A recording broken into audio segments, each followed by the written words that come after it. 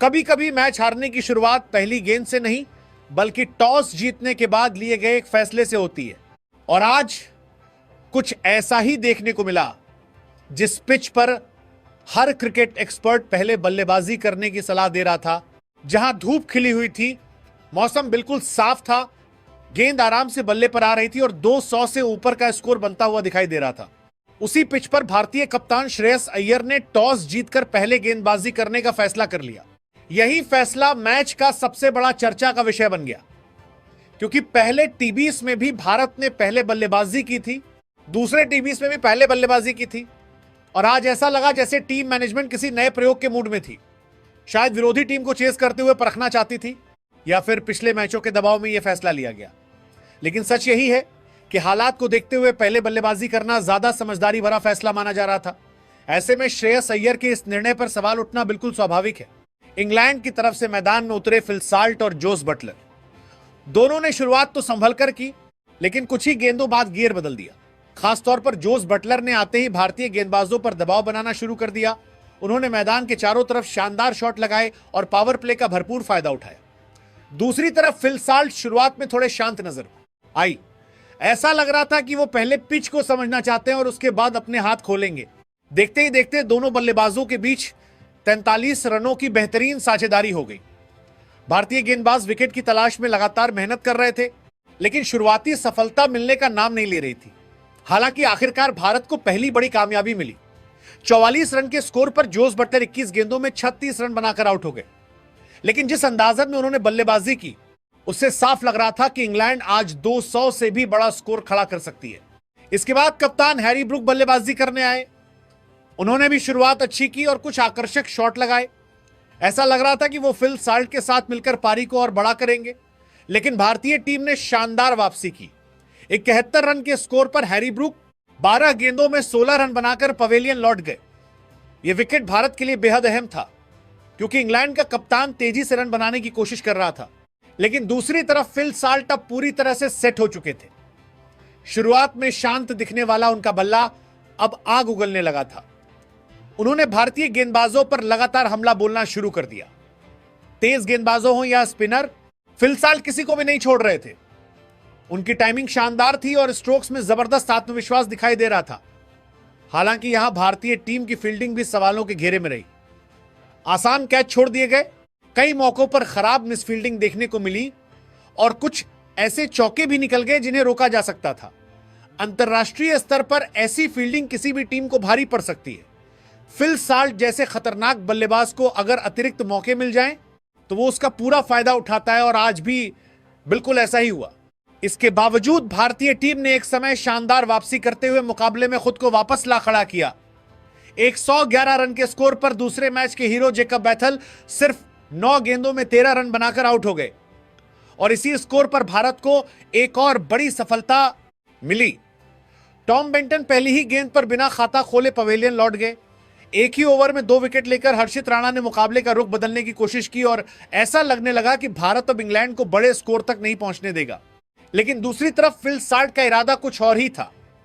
उन्होंने एक छोर मजबूती से संभाले रखा और भारतीय गेंदबाजों पर लगातार दबाव बनाए रखा। जिस भी गेंदबाज ने थोड़ी सी भी गलती की, फिल साल्ट ने उसे बाउंड्री के पार पहुंचाने में कोई देर नहीं लगाई। उन्होंने बेहद आक्रामक लेकिन समझदारी भरी बल्लेबाजी की और आखिरकार 44 गेंदों में शानदार 70 रन बनाकर आउट हुए। उस समय इंग्लैंड का स्कोर 158 रन था और भारत को 5वीं सफलता मिली। फिल साल्ट के आउट होने के बाद विल जैक्स ने भी छोटी लेकिन बेहद उपयोगी पारी खेली। सिर्फ 7 गेंदों में 14 रन बनाकर उन्होंने आखिरी ओवरों में इंग्लैंड की रनगति को बनाए रखा। उनका विकेट 193 रन के स्कोर पर गिरा, लेकिन तब तक इंग्लैंड वो काम कर चुका था जिसके लिए उसने शुरुआत से आक्रामक रवैया अपनाया था। 20 ओवर पूरे होने के बाद इंग्लैंड ने 7 विकेट खोकर 208 रन का विशाल स्कोर खड़ा कर दिया। बल्लेबाजों के लिए मददगार इस पिच पर यह स्कोर निश्चित रूप से मजबूत था, लेकिन भारतीय बल्लेबाजी लाइनअप के सामने अब एक बहुत बड़ी चुनौती भी थी। 209 रन का पीछा करना आसान बिल्कुल नहीं होने वाला था। अगर भारतीय गेंदबाजों के प्रदर्शन की बात करें तो मिश्रित तस्वीर देखने को मिली।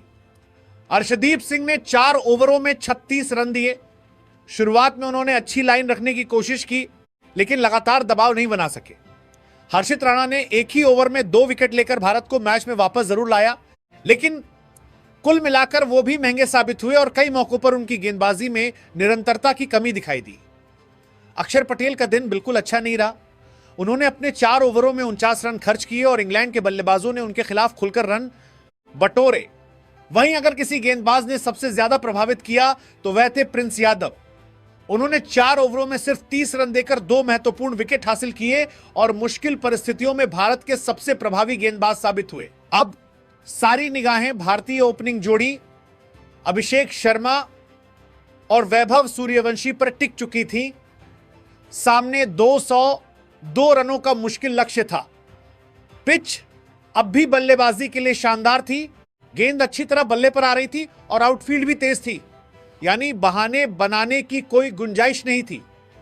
अगर भारत को इस मुकाबले में बने रहना था तो शुरुआत मजबूत करनी ही पड़ती, खासकर इसलिए क्योंकि पूरे टूर्नामेंट में इस बल्लेबाजी क्रम से बड़ी उम्मीदें लगाई जा रही थी। मैदान पर उतरे अभिषेक शर्मा और युवा वैभव सूर्यवंशी, दोनों पर करोड़ों भारतीय फैंस की नजरें थीं। उम्मीद यही थी कि दोनों पावर प्ले का पूरा फायदा उठाएंगे और इंग्लैंड के गेंदबाजों पर शुरुआती दबाव बनाएंगे। शुरुआत भी बुरी नहीं रही। दोनों ने कुछ अच्छे शॉट लगाए और ऐसा लगा कि भारत सकारात्मक इरादे के साथ लक्ष्य का पीछा कर रहा है। लेकिन क्रिकेट में सिर्फ अच्छी शुरुआत काफी नहीं होती, उसे बड़ी पारी में बदलना पड़ता है और यही भारत फिर चूक गया। 23 रन के स्कोर पर भारत को पहला बड़ा झटका लगा। अभिषेक शर्मा सिर्फ 7 गेंदों पर 10 रन बनाकर पवेलियन लौट गए। जिस खिलाड़ी से तेज और प्रभावशाली शुरुआत की उम्मीद थी, वो एक बार फिर अपनी पारी को लंबा नहीं खींच सके। अंतरराष्ट्रीय क्रिकेट में सिर्फ कुछ आकर्षक शॉट खेल देना काफी नहीं होता, जिम्मेदारी निभानी भी पड़ती है। ऐसे मौकों पर टीम को अपने अनुभवी बल्लेबाजों से बड़ी पारी चाहिए होती है, लेकिन अभिषेक शर्मा एक बार फिर उस भरोसे पर पूरी तरह खरे नहीं उतर सके। इसके बाद ईशान किशन क्रीज पर आए। उनसे उम्मीद थी कि वो वैभव सूर्यवंशी के साथ साझेदारी बनाकर भारत की पारी को संभालेंगे। दूसरी तरफ वैभव सूर्यवंशी ने आते ही अपने इरादे साफ कर दिए। उन्होंने 2 शानदार छक्के लगाए और कुछ देर के लिए ऐसा लगा कि युवा बल्लेबाज दबाव से बिल्कुल नहीं घबराया है। लेकिन यही वो गलती थी जिसने भारत को मुश्किल में डाल दिया। वैभव ने शुरुआत तो शानदार की, लेकिन अपनी पारी को समझदारी से आगे नहीं बढ़ा सके। सिर्फ 5 गेंदों पर 13 रन बनाकर वो भी आउट हो गए। बड़े शॉट लगाने की क्षमता होना अच्छी बात है, लेकिन मैच जिताने वाले बल्लेबाज वही होते हैं जो परिस्थितियों को पढ़ते हैं और अपनी विकेट की कीमत समझते हैं। वैभव ने अपने टैलेंट की झलक तो दिखाई, लेकिन जिम्मेदारी निभाने का मौका गंवा दिया। 29 रन के स्कोर पर भारत का दूसरा विकेट गिर चुका था और इंग्लैंड पूरी तरह मुकाबले पर अपनी पकड़ मजबूत करने लगा था। अब कप्तान श्रेयस अय्यर मैदान पर आए। ऐसे समय पर कप्तान से उम्मीद होती है कि वह पारी को संभालेगा, ड्रेसिंग रूम को भरोसा देगा और मुश्किल परिस्थितियों में उदाहरण पेश करेगा। लेकिन आज ऐसा बिल्कुल नहीं हुआ। श्रेयस अय्यर सिर्फ 4 गेंदों पर 5 रन बनाकर आउट हो गए। जिस कप्तान के फैसले पर पहले ही टॉस के समय सवाल उठ रहे थे, वो बल्ले से भी अपनी टीम के लिए कोई खास योगदान नहीं दे सके। बड़े मुकाबलों में कप्तान की भूमिका सिर्फ रणनीति बनाने तक सीमित नहीं होती, बल्कि सबसे आगे खड़े होकर लड़ने की भी होती है। आज श्रेयस अय्यर दोनों ही मोर्चों पर संघर्ष करते दिखाई दिए। उधर ईशान किशन भी ज्यादा देर तक क्रीज पर टिक नहीं सके। उन्होंने 9 गेंदों पर 13 रन बनाए, लेकिन एक बार फिर अच्छी शुरुआत को बड़ी पारी में नहीं बदल पाए। भारत की सबसे बड़ी समस्या यही रही कि कोई भी बल्लेबाज परिस्थितियों के अनुसार बल्लेबाजी करने का धैर्य नहीं दिखा सका। हर खिलाड़ी कुछ रन बनाकर आउट होता गया और टीम लगातार दबाव में फंसती चली गई। देखते ही देखते भारत का स्कोर 41 रन पर 4 विकेट हो चुका था। मुकाबला अब लगभग पूरी तरह इंग्लैंड की गिरफ्त में जा चुका था। जिस बल्लेबाजी क्रम पर मैच जिताने की जिम्मेदारी थी, वही बल्लेबाजी क्रम पूरी तरह बिखर चुका था।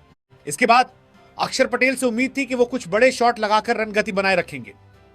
उन्होंने आते ही 4 गेंदों पर 10 रन बनाए और इरादे भी सकारात्मक दिखाई दिए। लेकिन एक बार फिर वही कहानी दोहराई गई। अच्छी शुरुआत, लेकिन बेहद छोटी पारी।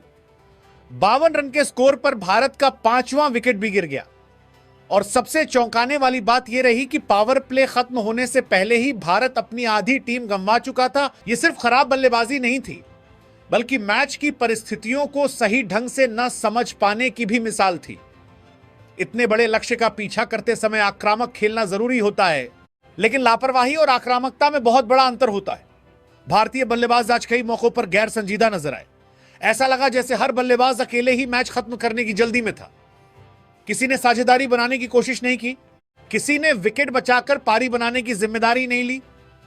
यही वजह रही कि भारत शुरुआत में ही मुकाबले से लगभग बाहर होता चला गया। अगर इंग्लैंड की गेंदबाजी की बात करें तो उसका पूरा श्रेय उनके गेंदबाजों को जाता है जिन्होंने भारतीय बल्लेबाजों को सांस लेने का भी मौका नहीं दिया। जोफ्रा आर्चर आज भारत के लिए किसी बुरे सपने से कम साबित नहीं हुए। उनकी रफ्तार, लाइन और लेंथ तीनों शानदार थी। उन्होंने अपनी शुरुआती 3 ओवरों में 29 रन देकर 3 बड़े विकेट झटके और भारत की बल्लेबाजी की रीढ़ ही तोड़ दी। हर स्पेल में वो लगातार दबाव बनाते रहे और भारतीय बल्लेबाज उनके सामने पूरी तरह असहज दिखाई दिए।